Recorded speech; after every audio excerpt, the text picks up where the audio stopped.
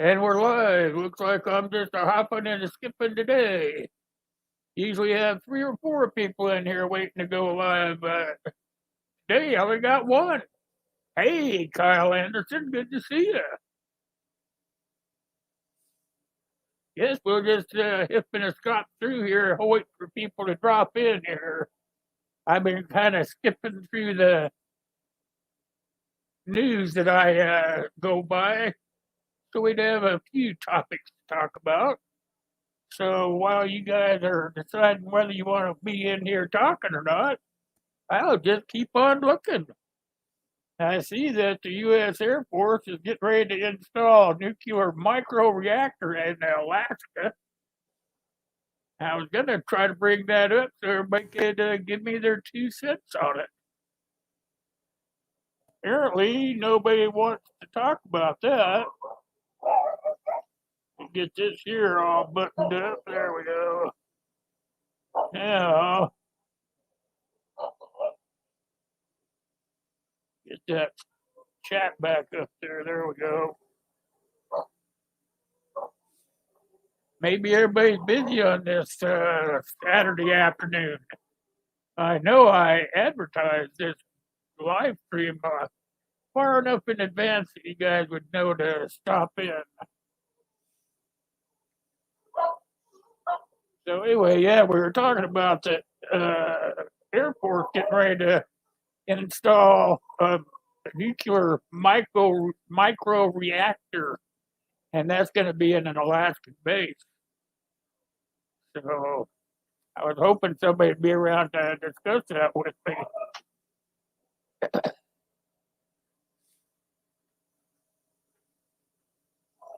I don't see anybody wanting to discuss it. The Air Force is going to install it. It's going to be located 26 miles southeast of Fairbanks, Alaska, and it was authorized by the Department of the Air Force.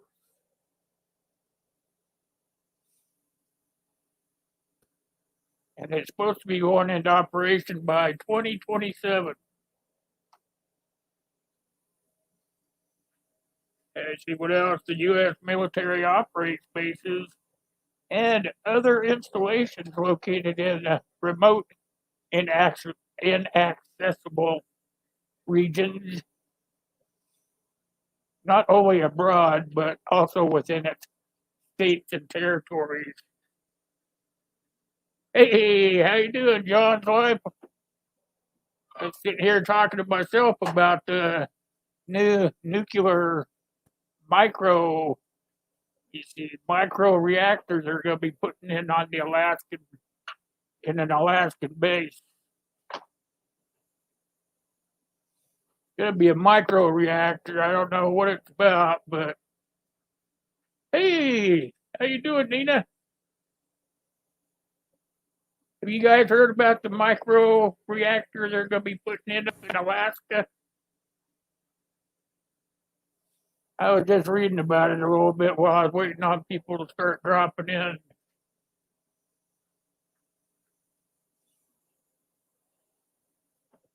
I try to read up on a little bit of what's going on in the real time world.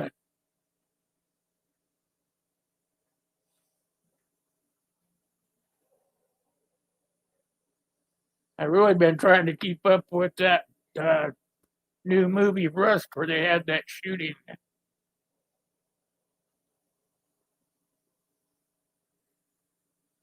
Yeah, it was pretty crazy about them putting a reactor in up there. You would think they would want to keep that part of our beautiful landscape beautiful instead of trying to destroy it.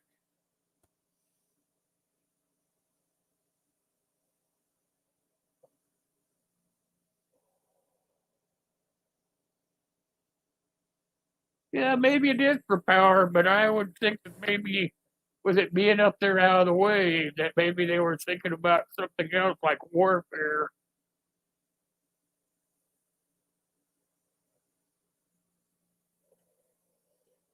May have to change my headset here. This thing here making me sound like I'm in a tunnel. Hey, Bob, how are you, my friend? Doing good, Bob.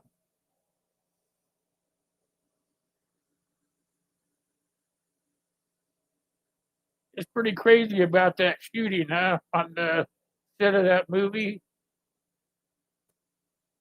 I've been reading a big long article on it this morning. I guess somebody got in on the investigation somehow. They started releasing some of the facts that they found out, and they have so many protocols in place for those movies when it has to come with all the shooting and stuff. They they say that if you walk on the set, none of it's supposed to have any live ammunition on it. None of it, if it has to do with one of those shoot 'em up things like a western or the 007, any of them that have a lot of shooting done.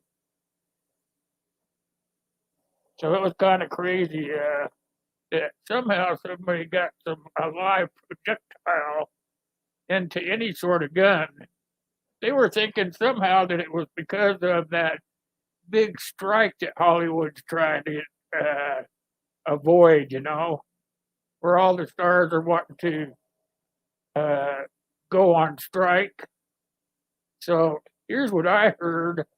Maybe you guys heard something different, but uh, all the people on that uh, movie set of that movie, all those people that were unionized, they walked off and went on strike. And so what they did was they went out and they brought in local people from the area there where where they were shooting it. They brought in local people, and those people uh, they were just like doing things on the fly, stuff that they didn't really know about, and so they had like people doing things that they didn't know how to do. Like the assistant director handed Alex Baldwin the gun that fired that live shot, and the assistant director. You would think that the assistant director would know whether that gun is loaded or not. You would think he would look in that gun and make sure that they were all blank.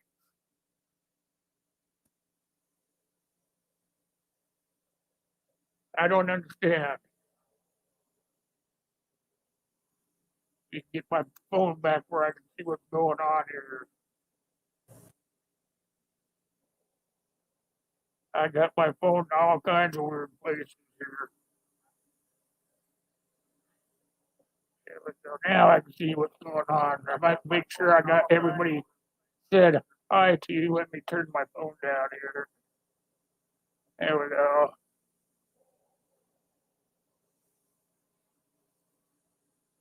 Let me check out here just.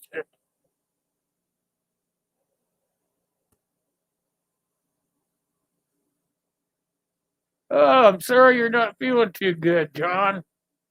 Just kind of kick back and listen if you want. Hope you get to feeling better.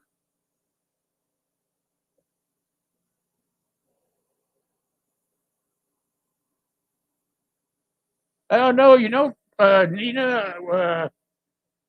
when what was his name? That was a Lee back in '90s when he got shot with the gun, remember? That's when they stopped and they put all these new protocols into play. Or this is what I'm reading anyway.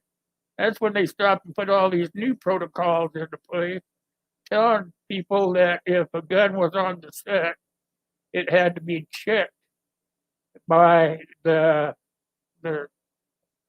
people on the set, checked it.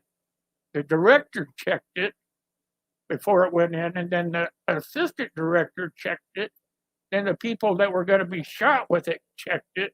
The person that was going to shoot it checked it. It got checked so many times that uh, there was no way it could be uh, a live shot. So, in order for it to work, everybody had to check. It even says in, I guess, in the contract, the union contracts, that if the person that is being shot with one of these prop pistols, if they want to stop right in the middle of a shoot and check that weapon, that they can do that. And I don't get it. This was really a fluke.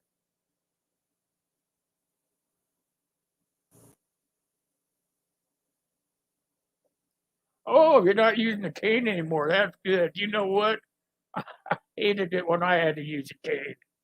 They're really nice to use when you need it, but when you don't need it anymore, it feels really good.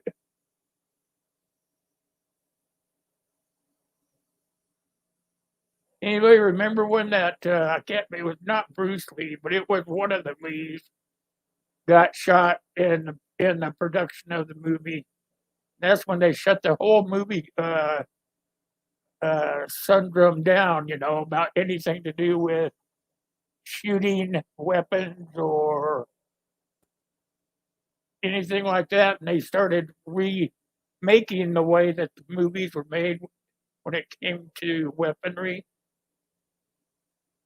Now I'm sure that that's what they'll do again now that this has happened, is they'll probably go backwards, start making movies that don't have anything to do with guns or cannons or anything like that. I'm sure they'll go back to non-weaponry movies again until they can get a new standard operating protocol out there where the gun can't go off unless it's uh, within protocol.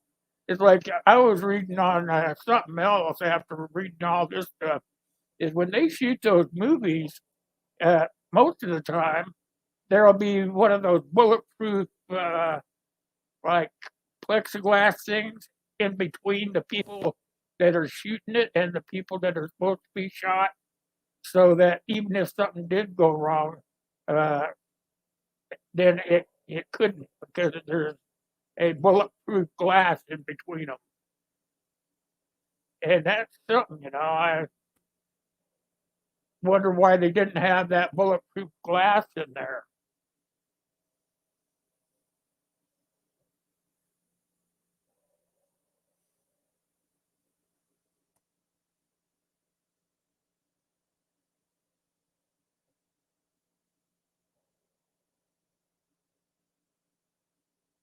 I'm just checking the chat here. Did I chat you guys right out of here?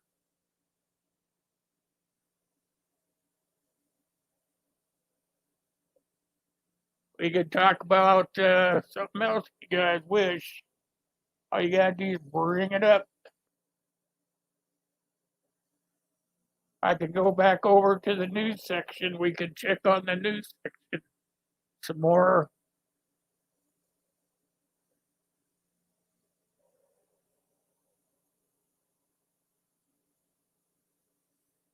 You should be pretty thankful for every day, even without a gun. But yeah, you're right, Nina. It's all pretty scary stuff. I mean, we go to the movies and watch it, but we don't even understand what goes into making it.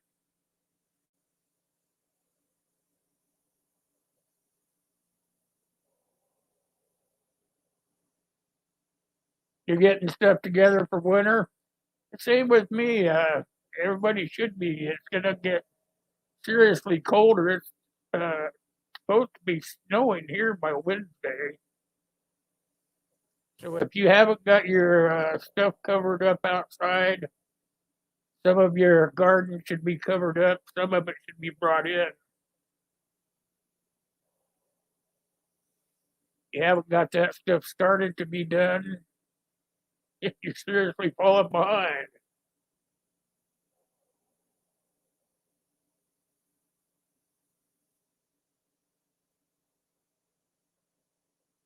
Oh, those long snow scrapers are nice.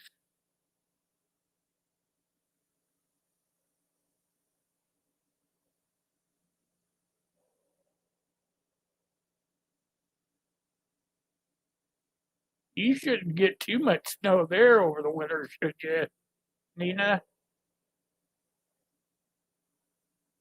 How's your renovation coming down there?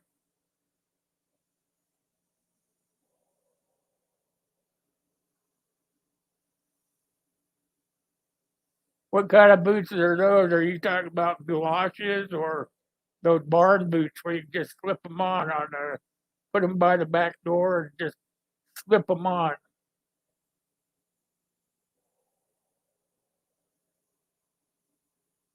I like those ones that are pretty tall, go up to your knee, and they're rubber, but you don't have to wear anything but a pair of socks to get into them.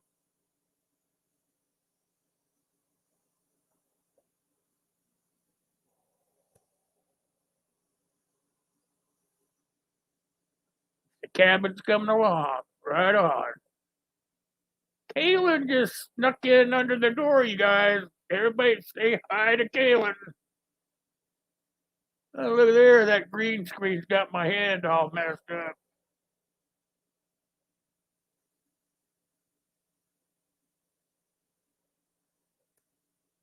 It takes a long time to get those things to wear out, though, Bob. I think I wore a pair of those that you go up to your knee. I wore a pair of those for like 10 years before I had to jack a new pair underneath them. How's Kaylin doing today? You getting all your stuff winterized, Kaylin?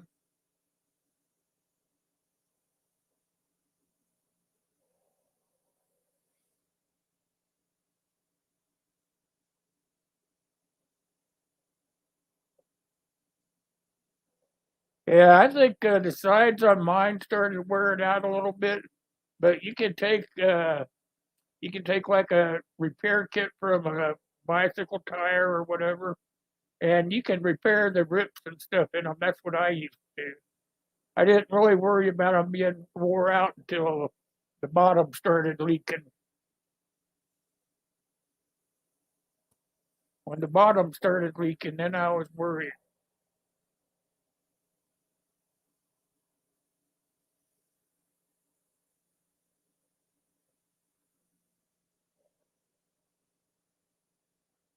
Are you gonna be on live tonight, Kaylin, doing a meal review?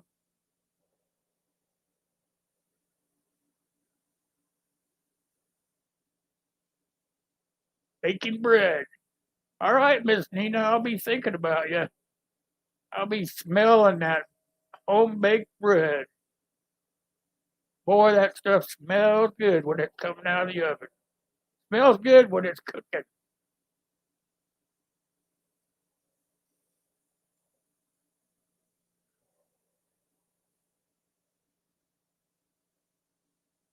You do.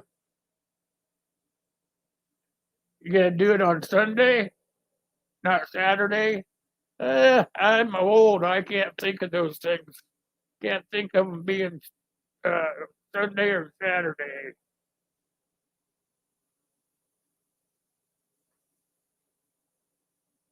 Everybody tell Miss Nina goodbye. She's baking bread.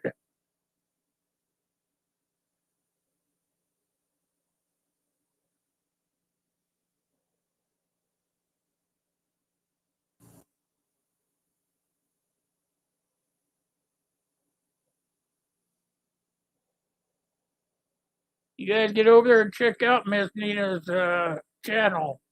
She does some amazing stuff.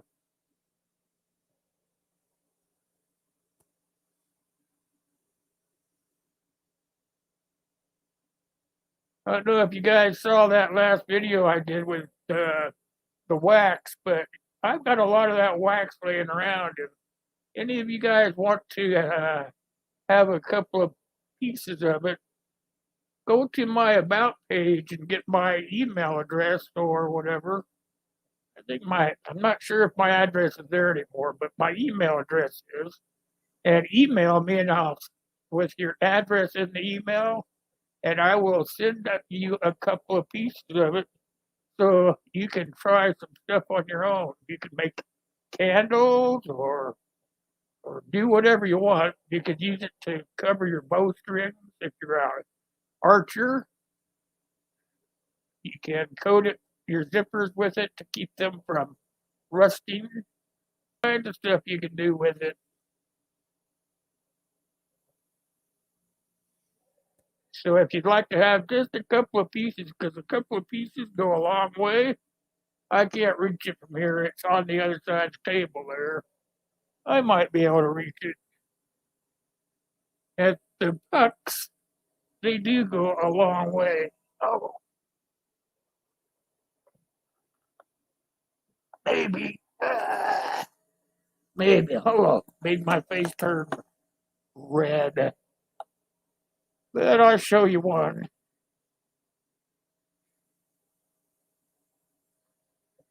That's what they look like, and they do amazing stuff. They last a long time, as you can see. I have had this box for a long time, and it does a lot of stuff. So, if you want some, make sure you email me with your address. I'll make sure I'll get some into the mail for you.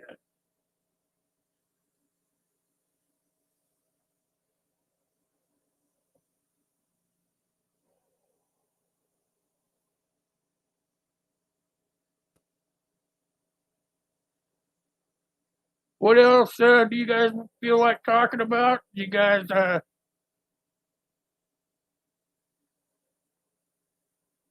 tell me what you guys think about the shortages going on. I saw a article today about one of our uh, barges that are afloat out in the ocean because they don't have enough time to get them in. One of them is just afloat, and it's kind of lost out in the ocean. Did you guys see that? It's off of the coast of Washington State, and instead of trying to figure out how to get it in with aircraft, they're doing it, I think, by using the Coast Guard and boats.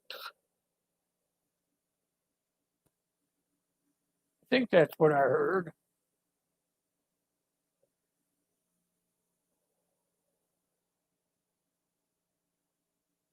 Yeah, I hear you there. That's why most of us do prep. We don't have a shortage. If you prepped the way that myself and more of us that prep have tried to teach you guys, then you're not in a shortage. But there are people out there that haven't been prepping or doing what they need to do that are going to be caught with their shorts down around their ankles.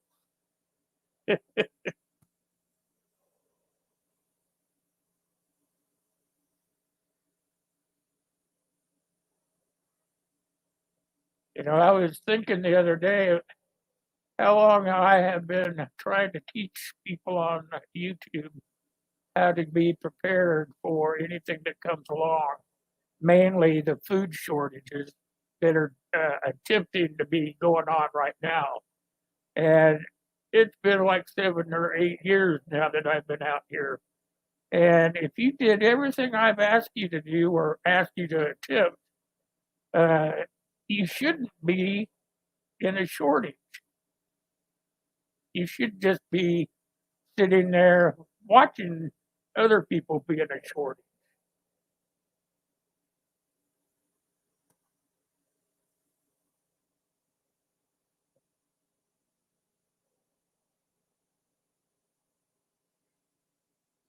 If you stack your foods up on the shelf like you're supposed to, and you rotate them through, that is not a shortage. And actually eat the food that you prep. So if you're taking it off and eating it, replacing it, you're just not going to fall short. It's hard to explain, after all these years. You try to tell people how to take care of themselves or how to prepare for uh, a shortage. Your food shortage is the what I see happening right now. You go to the store and you see a lot of the shelves are empty. They are just don't have very much food on them. And a lot of people try to tell you that it's not a food shortage, it's just people buying the food. But I don't see it that way. I see it that the food's not coming in off those barges, and it's just hard for people to get the food that they need.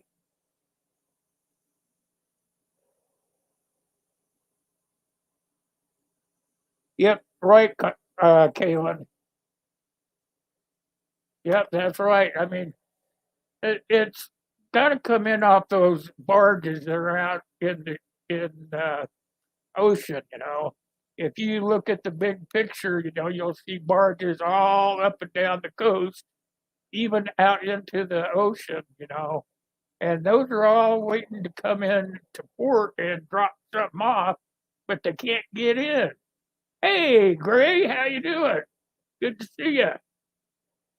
They're all waiting to come in, but if there's no room for them to come in, then they can't.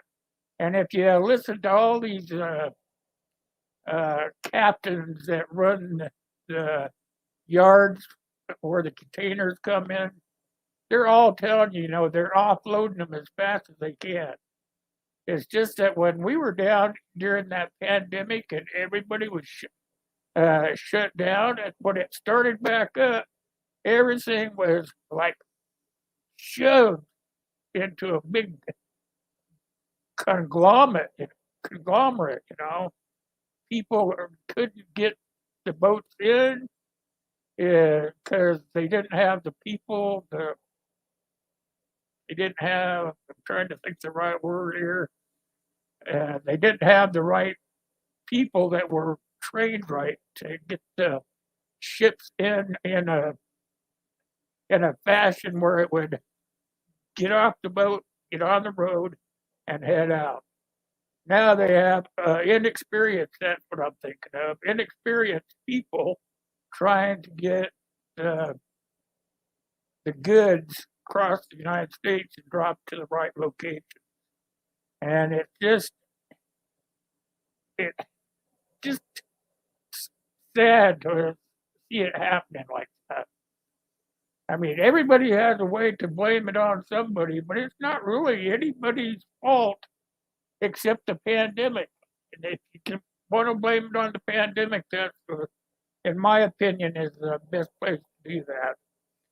But it was mismanaged by the leaders of our country of making sure the people got back on the right schedule to get everything delivered.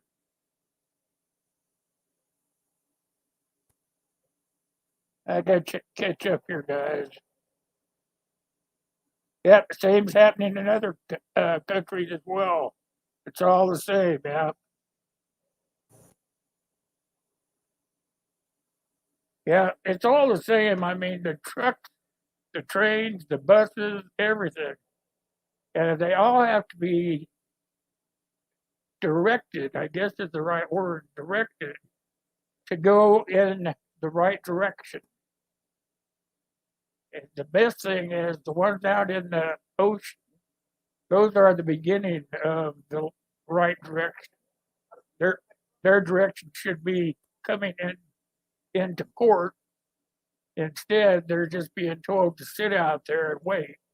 And the ones that are already in port, offloading into trucks, everything's getting all bungled up. So the people are getting upset, and nothing's happening the right way. What needs to be, in my opinion, what needs to be done is we need to make sure that we're getting everything going the right way without everybody getting pissed off. Excuse my French.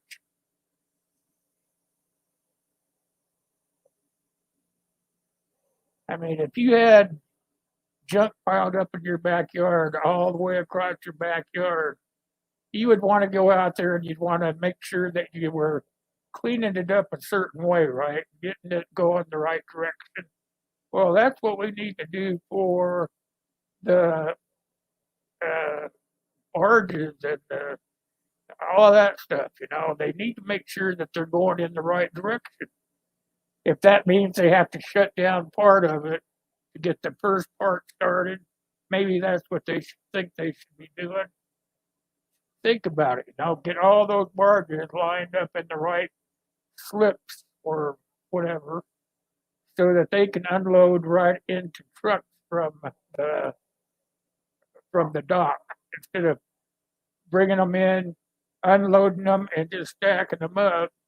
Maybe they should just bring them in, load them into trucks, and take off with them. That way, the ones that are still loaded up on the dock, those will eventually be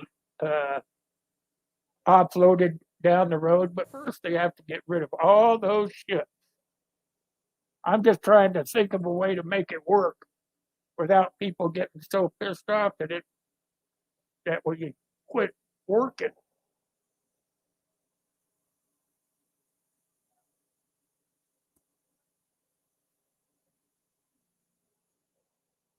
Yeah, they need to stop making they need to quit. You're right, Caleb. I agree with you 100%. But if they quit putting ships, uh, putting containers onto ships to bring over here, if they quit doing that, excuse me, and just concern on taking those ships off the water and putting them in trucks or trains or whatever, and delivering those goods, and then going back and doing it all again, leaving the containers on the dock. Those containers would be sent out in an emergency.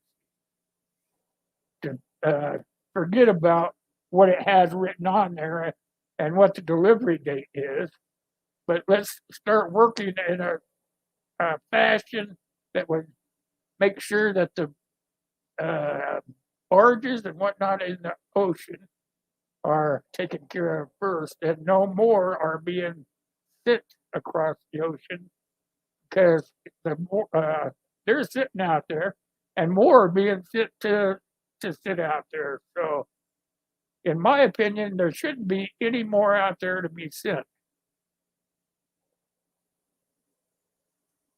They should take care of the ones out there first. Leave the ones on the dock, and those would be last minute ship containers. Say you have a lax in between one of them coming in and loading up a truck. So you got a lax there. Well, pick out one of the containers that are just sitting on the dock. Do that until you have another ship come in that can be loaded on trucks.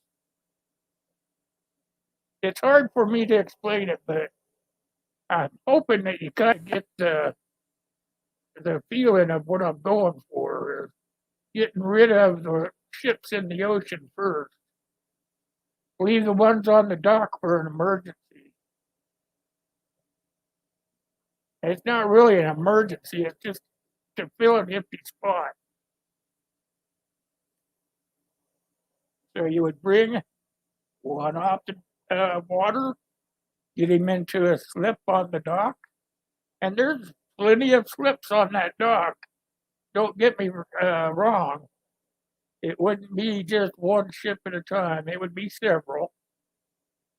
And then as soon as you get all those ships out in the bay or along the coast or whatever, as long as those all got emptied out first, then you can start working on the docks and not worry about anything coming in, because you have to get rid of the goods that you already have here.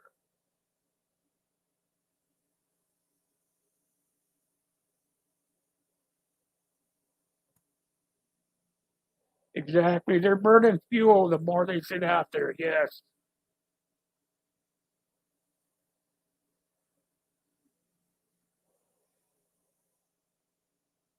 I'm not worried about I'm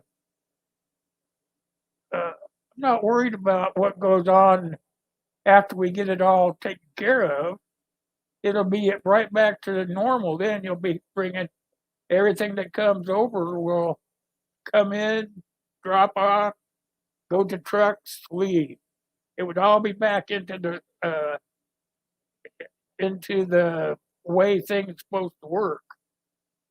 But in order to make it go back to that, you need to get uh, make sure there's no more goods coming this way. Sure, it's gonna hurt everybody, but it's gonna hurt everybody if you keep doing it the way it is.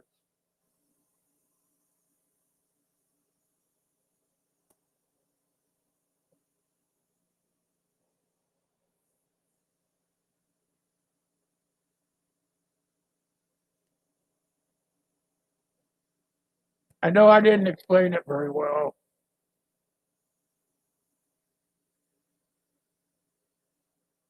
All I know for sure is you can't send any more ships from China or Japan or from England. You can't send any more over here till we unload what we already have and get the trucking and the railroad off into doing the right directional thing.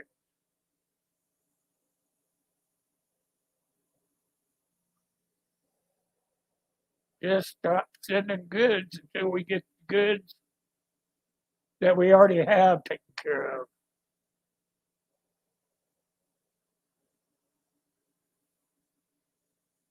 And they're already still sending the goods.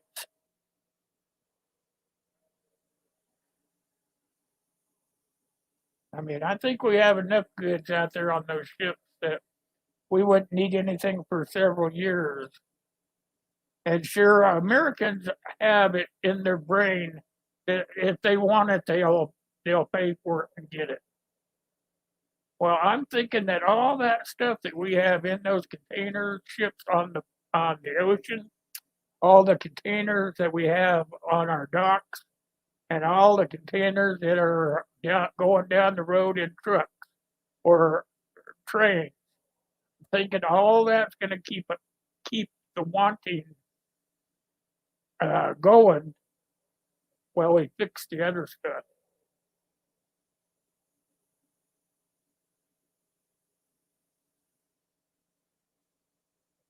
What's everyone else think of that? If you understood any of it, my brain sometimes doesn't like thinking too well.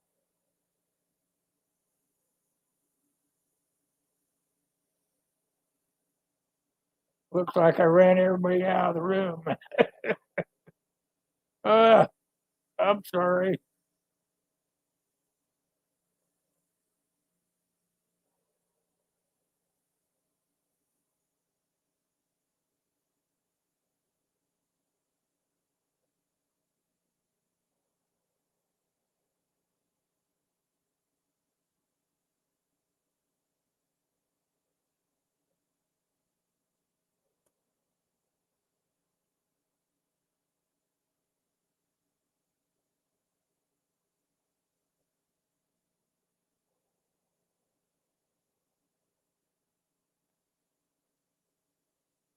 I see.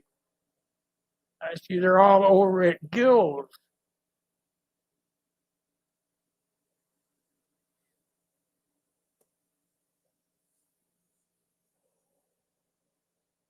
Well, next time I'm gonna have to have some demonstration.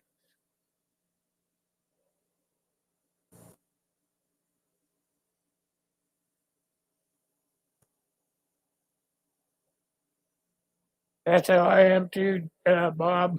I try to do without a lot of stuff. Most of the stuff I want anyway is gun related, so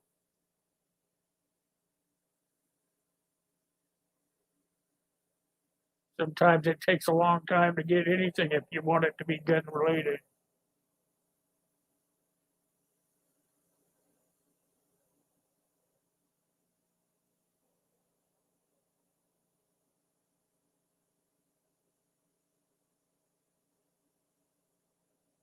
Oh yeah, another thing, all that stuff on those uh, cargo ships, they stay out there so long that they get uh, molded and mildewed. That's a good point there, Caleb.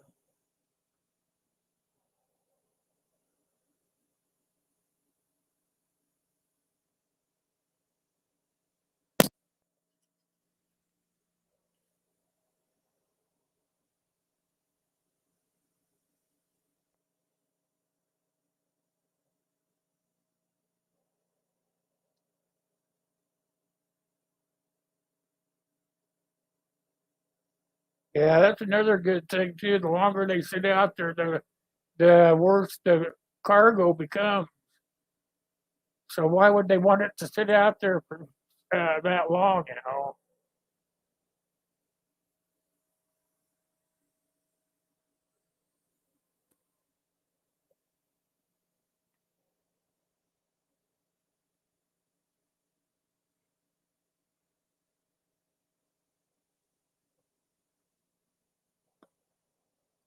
Thanks for coming by, Bob. Good seeing you, my friend.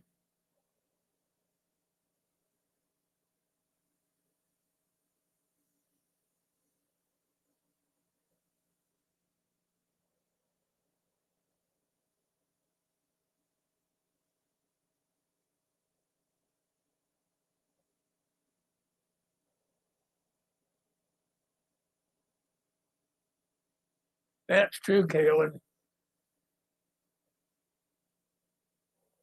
Well, I think everybody is over at Gills. I think that's kind of crappy of him. He knows I do at 2 o'clock, and now he's going to do it 2 o'clock. That's really crappy. Not a very good friend.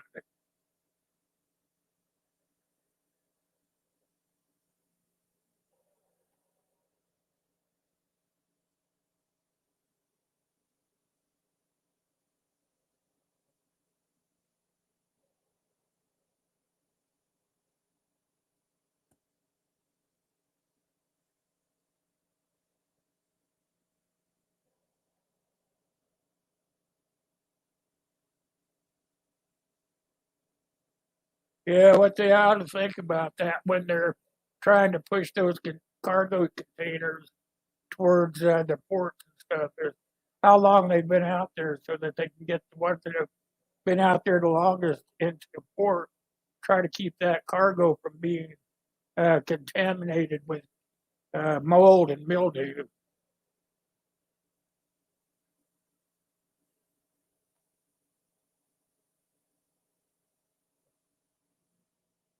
I appreciate that, Kalen. I do, but he knows I've been on at 2 o'clock on Saturdays for a while. He should not have picked that time slot. That's just not a very good friend.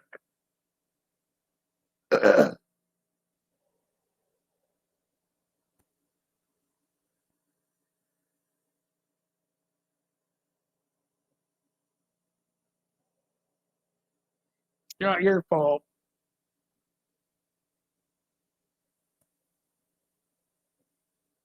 Wasn't my fault. I got sick and had to drop out for a while, but it's okay.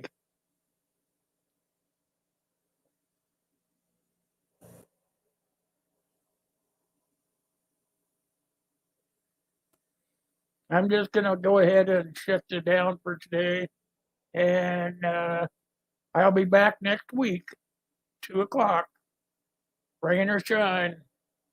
We'll try to start over again.